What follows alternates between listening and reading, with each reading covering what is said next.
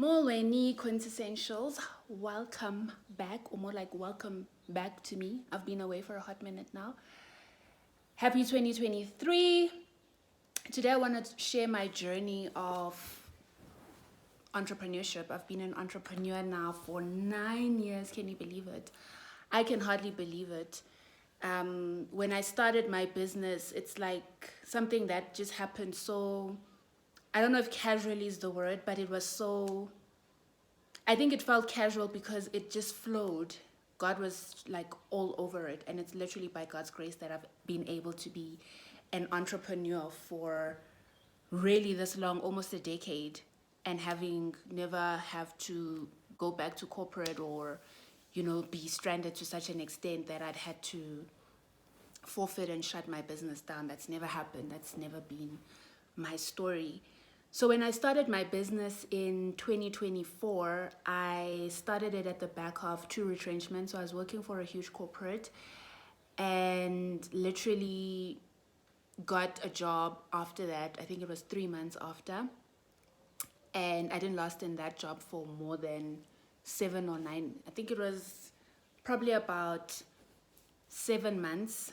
I was in that position and I was retrenched again, and I was like, okay, God is saying something. I need to make the shift. I need to move. I've always known that I wanted to be an entrepreneur, and this was the perfect opportunity. I spoke to my mom. She gave me her blessing, and I literally registered my company again because I had the business, Kazimla Communications. The agency wasn't existent but was dormant because I was in full-time employment. So when the retrenchments happened, I then decided that, you know what, let me go in full force. And I did. That is literally how it happened. And I never looked back since. So for me to now be able to sit here and say 9 years has passed since I've been an entrepreneur is really a trip to me. And it's a testament of how God has really been faithful. And when he's on something, the way it just flows and moves with ease. If I could even tell you in terms of like my clientele, how literally I would say probably like 80% of my client base has been referrals. I've done a lot of tenders. I've submitted a lot of tenders, running up and down the streets of Johannesburg, submitting tenders, going to tender briefings, but it has literally been referrals that have got me business. And because when I get jobs, I'm conscious of the fact that this is literally what market access is. You get an opportunity to prove yourself. When you're starting out, people don't know who you are. So your work needs to speak for itself. And that's literally how you prove yourself. And that's how market access works. You get an opportunity, you get to showcase your skills, your expertise, your experience, and you get more jobs. And that's how I've been able to secure more gigs and more retainers and more contracts and more consulting work. And of course, there are people that have been supportive of my journey from the word go. I mean, my mom has been the most supportive. And I think when you are on your journey as an entrepreneur, you need a strong support system. If it wasn't for her, I would have probably quit at some point. I would have probably returned back to corporate South Africa because it can get really tough. And we all know that entrepreneurship is a very lonely journey. And when I started my journey, it was literally at the top of my 30s. I literally turned 30 and I got retrenched. A few weeks later, I had a falling out with my best friend. So not only did I lose a job, I lost my best friend, somebody that I counted on dearly and spoke to literally almost every second of the day, to having no contact with that specific person. And it was an adjustment for me, but it was also a preparation that I had to go through, because being an entrepreneur means you have to walk the road alone. It's a rite of passage. There is that period where you just have to be alone. You have to go through the trenches. There are periods where you don't know where your next invoice is gonna come from. You have no prospect of any client. It's just dark, it's rough. But if you know that this is the purpose that, you know, God has carved for you, then he will always walk with you. And I am living proof that grace is a thing. What advice can I give to entrepreneurs that are starting out and it's tough and it's rough? I think you need to establish whether is this part of the plan and the purpose for your life that God has carved out for your life, or is this something that you're doing because it's the in thing to do? Side hustling is the thing to do. It's trendy. Tough moments hit. You need an anchor that is going to help you go through those difficult moments. So before you even register your company, you need to ask yourself, am I cut out for this? Is this something that I really want to do in the long term? Or is this a phase that I'm going through? Or am I just frustrated in my job? The second thing that I have learned as an entrepreneur over the past 9 years is that God's grace is sufficient. There's a lot of talk about hustle culture. There's a lot of talk about grinding. There's a lot of talk about, you know, securing the bag. But I'm telling you now, like I mentioned earlier, most of the clients that I've received, that I've still even managed to keep to this day, were through referrals. And it's God giving me the clients. The clients come to me. Very rarely have I been getting clients because I'm out there hustling. I have submitted tender documents before. I do the briefing sessions. I do the pitches. I do all those things. But one common thread that I found in my business is that the clientele finds me. God brings me the clients. That's how I know that this is something that he has placed for me to do, and I don't have to hustle. I don't have to grind. I live in that rest. You know, Hebrews 5 talks about being in the rest of God. And that's a rest. That doesn't mean that you're sitting around and you're not doing anything. You must submit and file your tender documents. You must go to the briefing sessions. You must pitch. You must look for new business. When I talk about rest, I'm not talking about you're sitting on your laurels and you're not doing anything. You are doing your bit, but you allow God to do the rest. At the back of rest is being an entrepreneur is a faith journey. You just have to trust. You just have to trust. Not just trust the process, you need to trust in God's process, because he is the one that is going to lead you and guide you and direct your paths. There were moments where I was involved in business opportunity with friends, or I would be in JVs, you know, with people, good people, you know, reliable people, credible people, people that had the same vision, the same drive, the same work ethic. But even as at some point we were favored and we were getting, you know, the jobs and the gigs, but there came a point where that door was shut and we were not getting any tenders, we were not getting any work. And it's not because I don't really believe that it was an issue with our documentation. At some point there was one tender that we lost, and it was purely because one of our documents was incorrect, something small like that, and that door literally shut in our faces. And I had to sit and ask myself, okay, but why is this door not opening? Why? We've been submitting and we've been working on collaborations and pitching for new business now for almost a year, 2 years, and the door is just literally shut. And God had shut that door. You know, God was saying that, no, this partnership has run its course. And to be quite honest, I didn't even consult God when I got in my partnerships, and that's another lesson that I had to learn. Thankfully, not the hard way. Upon reflection, I had to ask myself, okay, but why is this door seemingly shut? It's closed. We're doing all the right things. Why are we not getting work? And immediately, when I separated myself from, you know, specific partnerships and joint ventures, the work started coming in. So God was not in the business of blessing me in a context of partners. When he called me to do my business, he called me. He called me to start Kazimla. And that's when I started seeing success. When I literally went on a separate path, the one that God had initially called me to do from the get-go. So it's things like that. That's why I'm saying that running a business is a spiritual affair. Your business partnerships are spiritual partnerships. I think after marriage, your business partnerships are probably the most fundamental. So it's a make or break. And that's the lesson that I learned from my journey as an entrepreneur over the past 9 years, is that firstly, I need to consult with God about any partnerships that I want to connect myself with. And then secondly, if it's not working in the partnership, then maybe God's hand is not on it and it's time for you to dip and do something different.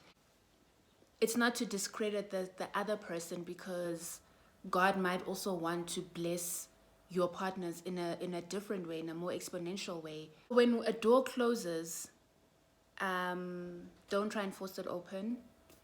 Be intuitive, use discernment to see which doors should I go in and which doors should I not go in, and why is this door closed? The other thing about being an entrepreneur, I've done videos on this, is you have to have your boundaries in place. It's okay to say no to certain business if it doesn't align to your value system. And that speaks to the whole not being desperate for business, and also not tying your name to products or brands that don't align to your vision or your purpose or where you see your business going. You also need to be willing to walk away from bad situations, maybe with a client. That's another thing that I learned, I think, most recently, about setting boundaries, not allowing my work to be discredited, or not allowing myself to be in abusive situations because I'm trying to please a client. It's okay to walk away if you feel you are being in an abusive relationship with a client.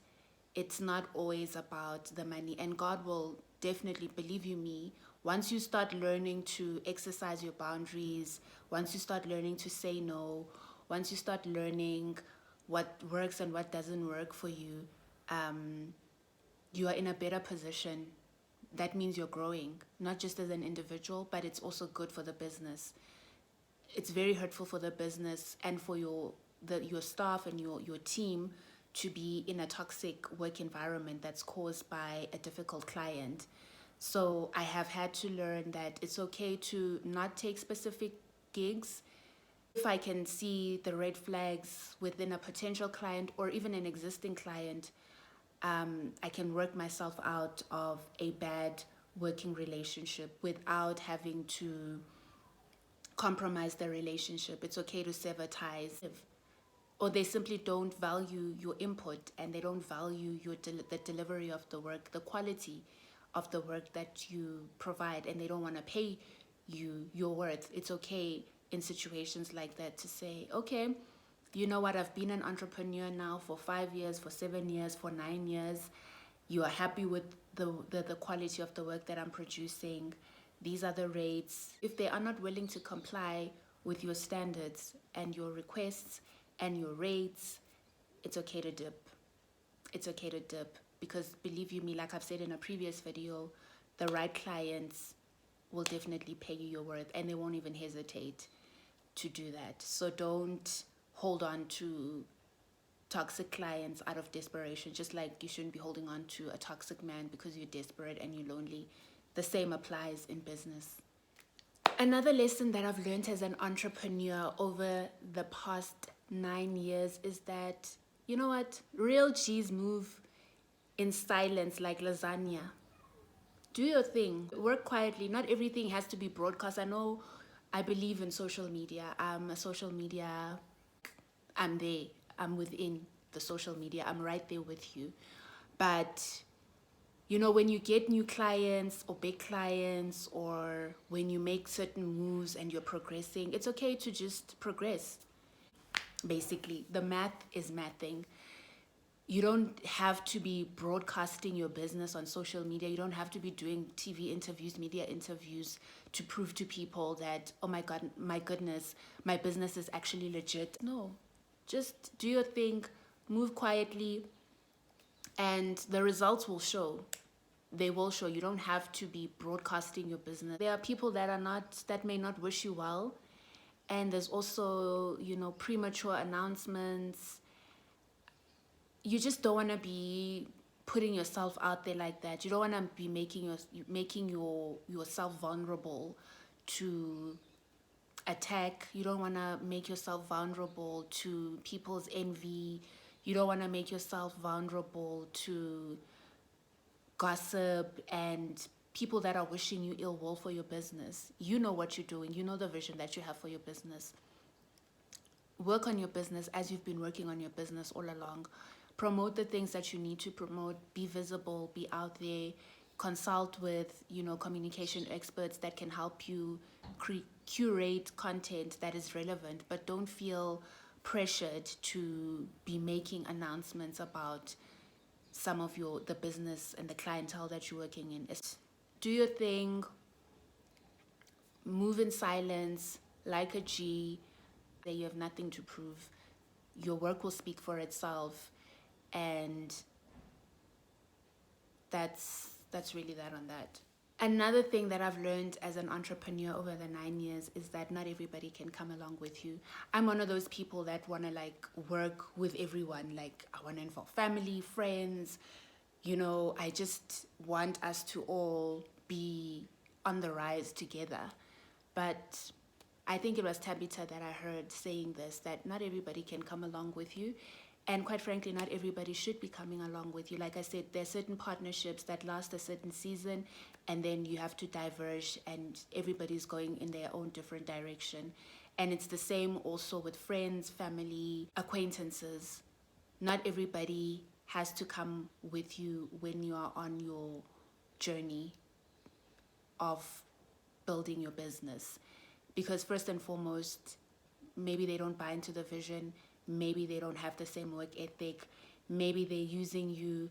Maybe they are in a situation and they're in a bind, and you're the only person that's available to offer support and to help them while they're in a fix, but they're not really committed to the vision that you are pursuing with your business. So you have to check all these things. That's why I keep saying that being a business person is it's intuitive business. It's intuitive. You have to be tapped in, not just to yourself, but you need to be tapped in and getting the transmissions from God so that you know, okay, this is the person that I can hire. No, this one, something, koninte off, that, this is not going to work. You can see the telltale signs early that this is going to land in conflict. This is going to ruin our friendship. Let's not even start, because you've learned from experience that the only way that this outcome is going to be is bad.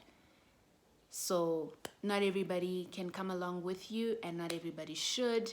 And quite frankly, you shouldn't want to be bringing everybody along with you anyway. In as much as not everybody can come along with you, don't forget the people that have been with you in the trenches.